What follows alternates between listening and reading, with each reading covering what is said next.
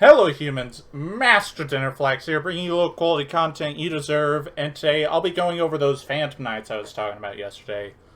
Uh, so normally like the BODE list I was wanting to post, every like deck idea I had for them, all of them are like safe, because none of the cards in them are even on the radar to ban. Like, it's just a bunch of cards no one's really concerned about, like with the Evil Twin list. However, this is an exception to that rule. So the thing about the list I've been posting is they're very far away. It's going to be a while before we get these decks, effectively like in October or November. This one, is no exception to that rule, but there is a card that is very much in danger of getting banned, and that is Dragoon. And that poses a huge problem for Phantom Knights, since that deck can put up as infinite monster negations. Like, every card in the deck that is a disruption is a monster negation in some way. This, however, is their only way to negate spells and trap cards. And if you can't tell, that's a huge, huge problem. So I was thinking about that when looking at the deck list and all the cards we were getting in BODE. Is like, if they truly lose Dragoon, like they can't compete. Like they're starting. They weren't competing for a while, but this format they started like going to some events, doing okay. You'll see them in like Top Cut from time to time, which means they're kind of on their way up.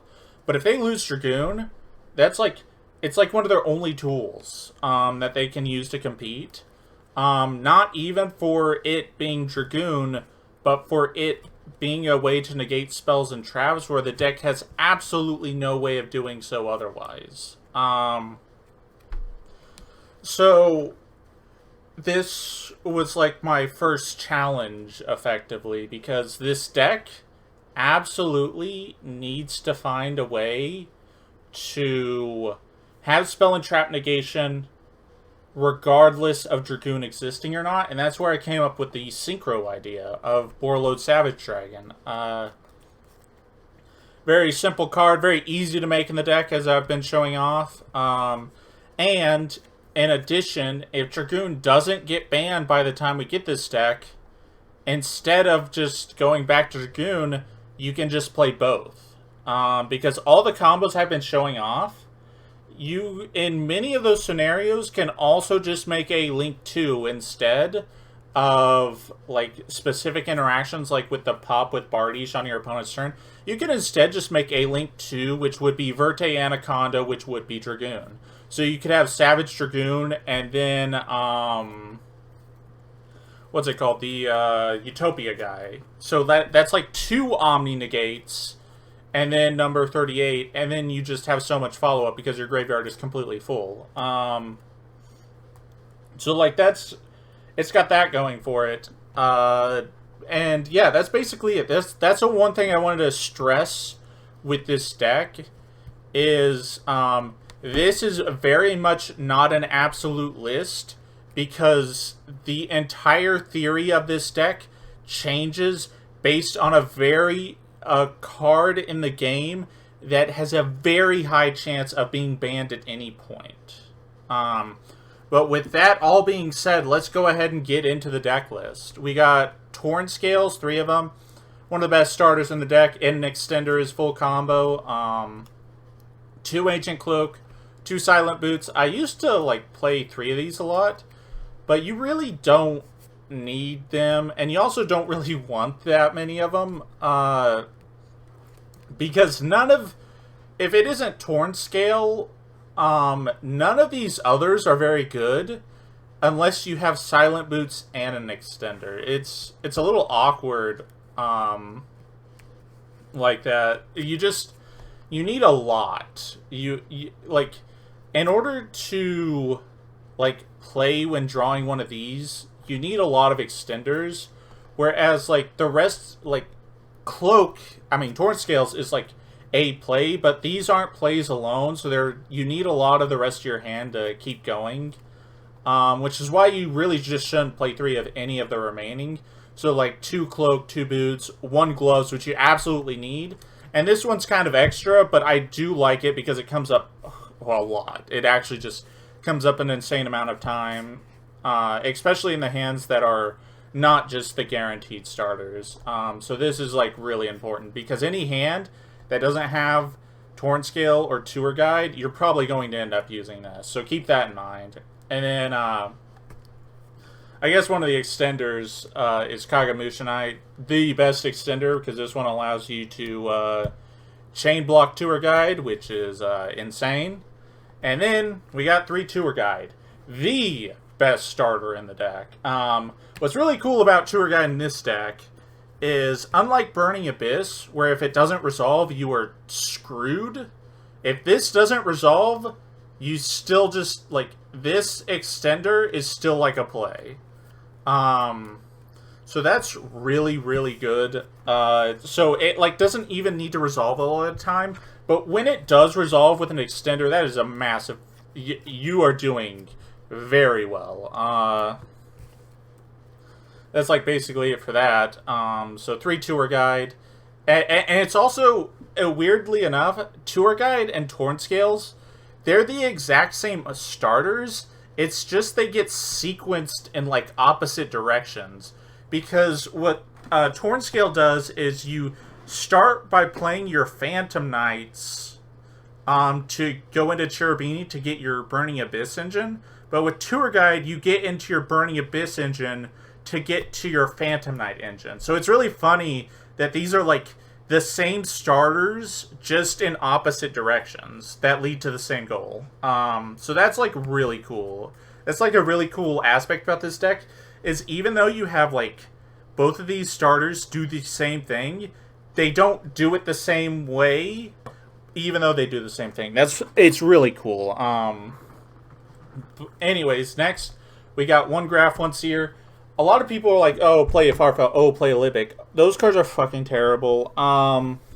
So, Farfa is just like, it doesn't really count for anything. It doesn't, like, if you're playing normally, you're never needing Farfa, and Farfa's also just not good going second at all, because, if you're going second, you'd rather send, like, something a little more valuable than a Farfa with Cherubini. So it's, like, only Foolish Burial, and that's pointless. And Libic is also really bad. So, people like to justify Libic when you draw one of these guys. Which, I mean, that's kind of fine. But the issue is, if you draw a Graph, you don't care. Because if you, like, get a Phantom Knight play going, or you just put 2 level 3s on board, you can very, very easily kind of ignore that. Because once Cherubini is up, this can just special summon itself from the hand, and the same goes with Seer. But also, if you get to Torn Scales once you have Cherubini, this being in your hand is, like, amazing at that point, because now you just discard it to send your Phantom Knights, and you get Seer access. So the only one that actually is just really bad to draw is like Seer, because you have to already see a Graph, or Cherubini has to be in your graveyard for it to be relevant. But at that point, you're very much overthinking this, because, like, you're effectively adding a card that is awful for a hand that specifically draws Seer and no way to get to any Burning Abyss monster, like Cherubini or Graph. And that's just not worth it. That's literally deck building for the very worst hands in your deck, and that's not a great way to build a deck. So anyways, we got 3 Rocket Caliber. Just, like, if you draw this, you can just do your same combo, but way easier, and have, like, way better access to extra deck stuff. And something a little interesting is Auto Rocket Dragon, because I decided to add Quick Launch when I started playing multiples of these. And Quick Launch, yeah, it's a free level 4 tuner, but I also noticed sometimes Quick Launch was pretty bad unless I played a level 3, and this is, I think, the only level 3 rocket in the game. There might be another, but Yeah, this is just a level 3 rocket, so it can make Cherubini, Leviair. It can make any level 3 dark is like the best possible extender for the deck. So here's one right here that Quick Launch can summon. And then the Reptilian, if you didn't get any other tuner access, you can just go ahead and search this and make Savage that way. And then we got Triple Ash, Triple Bell. They're level 3s, so if you like have extenders but don't really have one of the good starters but a normal summon, you can normal summon these. Then we got Quick Launch. 3 of it, just cards kind of just broken. Man, I can't believe they made E-Telly. I can't believe they just made a strictly better E-Telly. Cool. And then we got Retort Fusion and Instant Fusion. These are just 2 of the exact same card. So you got 4 Instant Fusion effectively because of Zombie Warrior. There's like 2 targets that are level 3 darks, and this one has more attack, I guess. Like, doesn't really matter which one you play. It's like this one and Flame Ghost. They're the same card. It doesn't really matter that much. Rhoda, because it's another copy of Torrent Scales or any other Phantom Knight for whatever, or a Kagamusha Knight sometimes. And then we got Phantom Knight's Rank Up Magic Force. Yeah, you want to make this guy or this guy. And then we got Fog Blade, 2 of them. You definitely don't need 3. There's never a time where I've thought, man, I'm running out of Fog Blades. That has definitely never happened. Because, man, it's not like this deck is lacking monster negation. Then we got 1 Wings, because instead of like doing 3 Fog Blades, it means you only have 1 separate Monster Reborn for turn. But if you play 2 and 1, you have 2 different traps that act as Monster Reborns for certain lines of play. That can come up a lot. And then Shade Brigandine for your synchros. Side deck, these are cards I wanted to go over. Like I said, the Dragoon package, it's very not guaranteed to stay in the game. But if it does stay in the game by the time we get this, you will probably just play Verte stuff in addition to like the Savage stuff. Because this extender is just so insane. If you can like, because if they ruin everything, you can still end on Dragoon. But if like they pick away at your stuff a little, but they don't truly stop you, you can still make like Savage Dragoon stuff. It's not really that hard. You need to get, it's like Dragoon in those scenarios. If you fully combo, you'll make it. If you half combo, you'll make it. And if you get fully stopped, you can still make it. But every step that they don't stop you from like half stop you, you still make a decent board with like maybe Savage or like some pop things going on. Or you fully combo and you have Savage Dragoon, whatever, the Utopia guy, and your opponent's just out of the game. So that's something to keep in mind with Dragoon. And you might be asking, why am I not playing Rocket Tracer for like the quick launch? And that is for the very simple reason that Rocket Tracer is only good at summoning monsters if you use a non-monster to get to said monster. Like, if I just summon this and I pop one of my own monsters to get another thing, unless it's specifically Breaksword, that doesn't do anything. I'm just trading a monster for another monster of effectively the same level. And if you can't tell, that's kind of pointless. Because effectively, this card only gets value when it's popping spell and traps to trade them in for monsters. And the only time I'd want to do that is if I quick launch for this, make Striker Dragon, search the field spell, and do all of that stuff. I pretty much have to play like a Striker Dragon package for this one thing to go with my 3 of, whereas this just accomplishes what I'm already going to do with it anyways. So, I definitely don't think this is ideal, but I will say the extra deck thing, but darks doesn't matter. So that is kind of interesting. You know, maybe if, like, Quick Launch is your last play, you could make, like, a Dark Rebellion with this when you search Magic Force. That might be kind of cool, but right now I'm not very confident in this card, but we'll see. I also definitely want to add a lot more links and more room for, like, XCs, maybe the third Fog Blade. There's, like, a lot of cards I still want to add, but again, not very confident of what we will have by the time we get this deck. Anyways, for the extra deck, these two, the most important. I just deleted Cherubini by accident. Yeah, you need Cherubini, Rusty Bardiche. There is no reason.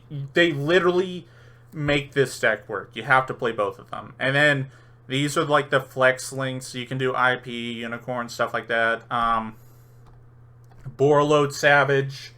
This is why it's like got a Synchro engine now, is because this card's just so powerful. And then Break Sword for combos, Rebellion for these two guys. Yeah. And then we got King of the Feral Imps to have a guaranteed tuner search, 2 Leviers for the Utopic combo, and then Zombie Warrior for your fusion, Instant Fusion Extender. But, yep, that's about it. Thank you all for watching. Hopefully you enjoyed this video.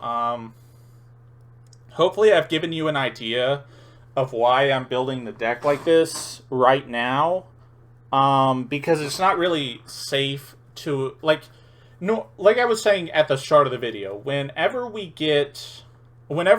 are building a deck in the future that has cards in it that don't guarantee a combo, like Dragoon, like Ben 10, things like that, cards you're not entirely sure if we will have by the time we get this, it's really awkward to test those because you're effectively playtesting fake Yu-Gi-Oh! You're not really giving a true, honest test of the future when the future is uncertain. But, like, for things like Evil Twins or Destiny Heroes, nothing's getting hit from that because nothing in that deck warrants being hit in any way right now. So that's fine, but when you're, like, talking about Dragoon or Ben 10 or Eva and things like that, that's when it gets a little trickier. But who knows? I will say, if we keep Dragoon by the time we get this deck, I still think you will probably play Synchro stuff, just because these are pretty exceptional extenders. But yep, that's about it. Thank you all for watching, and remember, Master Dinnerflax will take your soul.